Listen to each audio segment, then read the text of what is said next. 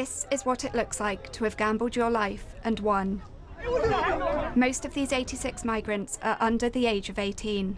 Their lives ahead of them. But they said nothing could stop them from trying to cross the Mediterranean. It's either you reach at Europe or you die at the sea, So it's only two options, So you have to choose, sir. For migrant rescue charity SOS Méditerranée, it's a fast operation. The Libyan Coast Guard are heading to the scene. The crew are worried that they will stop the rescue and take the boys back to Libya. But the vessel stops in the distance. The rescue can proceed. And all 86 boys are brought aboard the rescue ship.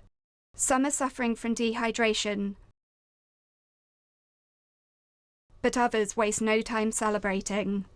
Most are from the Gambia, and many left home years ago in search of opportunities in Europe.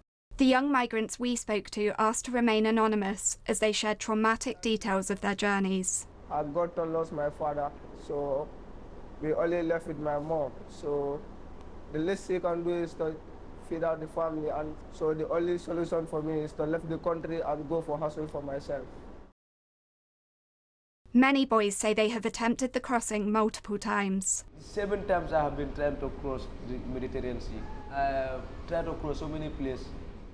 All of the teenagers we spoke to told us they had friends who had died trying to get to Europe. This 17-year-old was on a boat that sank. We are about more than 120 or 25, but it's only 94 people who come out of the water. I'm just seeing my friends dying. I help a lot, but I cannot help all of them.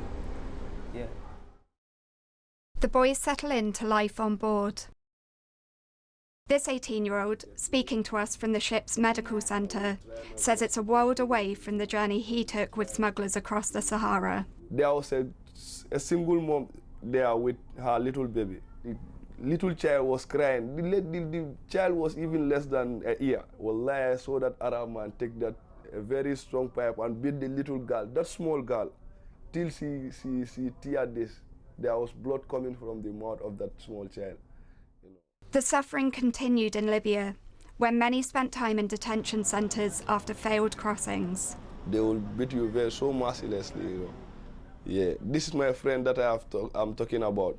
They bring the food, they ask him to join the boys and eat. He said he's okay. They said by force he must eat that food. They beat him, very seriously that night. They get their first taste of Western education as we near the port. The boys are now focused on a life in Italy. As the teenagers disembark, it is unclear whether what Europe will offer them will be worth the life or death risk they took. Cuddy, BBC News.